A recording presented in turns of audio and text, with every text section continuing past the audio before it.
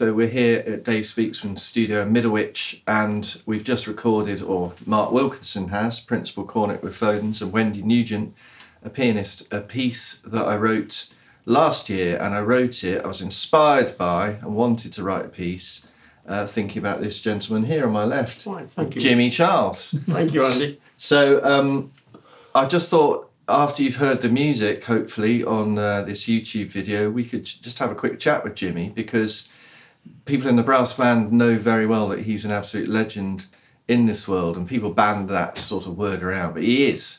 So Jimmie, tell us about your connection with Foden's. When did you first start with Foden's? Well, I first came to Foden's in December 1960 on Bram Gay's recommendation. Bram Gay was a principal trumpet in the CBSO at the time, and also he taught me at the Birmingham School of Music. So that's and I had an audition with Rex Mortimer in the autumn, and came in December. So, and the rest is really. So which instrument? Cornet. Cornet. Yeah, I played actually fifth man down. They don't usually have five men, but he made a position for me. Yeah. And then I moved to rep for quite a time. And I worked my way up. I finished up second man to Ted Gray.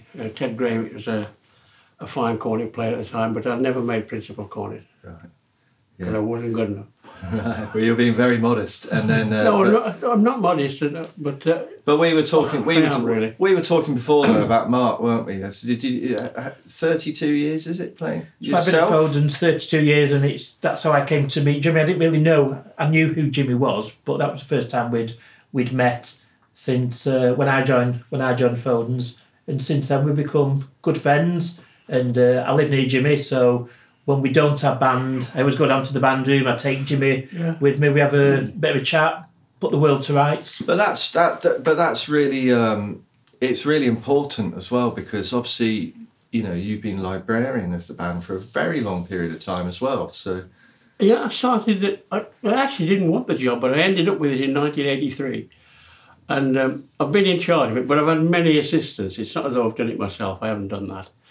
But I remember Mark coming in 92. I think his first job was the end of 91, I'm not sure. But he officially joined in 92, and we had a massive, I think it was Festival of Brass. Yeah. And we had some it was really hard. It was Heaton Party, a comedy overture, pageantry, and something that Philip Welby had run. And I remember one particular point, Mark was playing, and you know, when sometimes people have a drink or something like that, well, Mark had one of those lemon squeezers, you know. right. And I just happened to catch it through. He took a drink, and it squirted, and it nearly went on Howard. In the concert. Yeah. And I don't think anyone noticed, but it's something I've never forgotten anyway. So Yeah. Good times. Thank No, you, Mark. I think it's lovely as well that so you know, with being band manager as well as principal cornet, I guess you're going down to the band room almost every day, doing your practice and sorting things out, and Jimmie's sorting out the library at the same time. Incredible. So that's one of the things as a kind of almost outsider to the brass band world is I keep on saying it.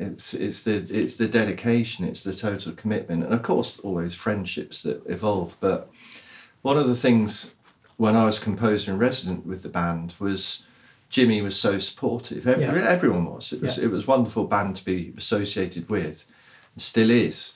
And one of the things whenever I spoke with you, Jimmie, it was you were always kind of either whistling or you'd sing something, or you'd always be talking about music, and that is what was when I was sitting there with a piece of blank manuscript paper.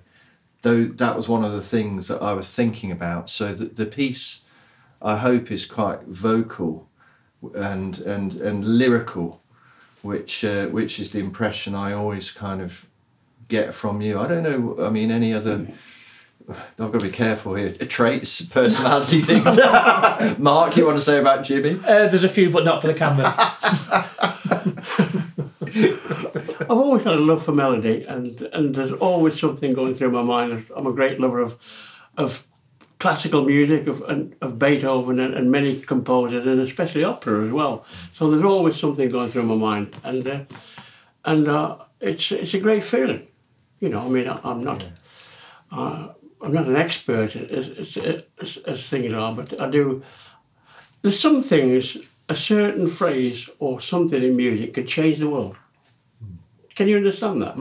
It's just so momentarily change the world, and that's something I've always enjoyed. It's always been very important to me as well. Yeah, and I think you know, just the three of us being able to sit here today, and you know, Mark was sight reading that piece and playing it through Wendy. It's the first time it's ever been played, and we wanted you here, Jimmie, to have a listen to it, and it's good with this short, brief interview just to get a bit of background, and you know what an incredible, you know, commitment you've given over how many years now? 60 odd years. Yeah, 63 years. That's my association with the band. And in that time, I have played cornet, I've played horn, and baritone, and I've enjoyed my time on all three instruments really. And so it's obviously I haven't played with the band for over 20 years now, but like I say, I still do the library, so. Yeah. And hopefully we'll get another 63 years out of him yet. Absolutely. Yeah, you're not done yet, Jimmie. 63 years I will be. But so, thank you very much for coming in, for having a listen, and for talking with us. Thank you, Mark. Thank you, Mark, as well. Thank you.